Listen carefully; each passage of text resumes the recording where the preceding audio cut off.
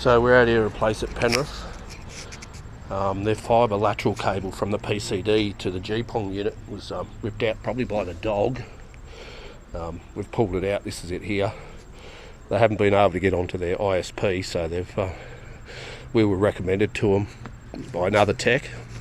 So we've come out here and we found it coming through the hole there. It was actually just laying on the ground, and so every time the dog come under it, just catch it and rip it out. So what we've done, we've ran a new fibre with a bit more of a solid polyethylene jacket.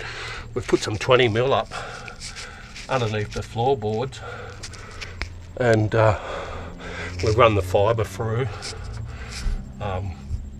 to where it's going, and we've saddled it all up.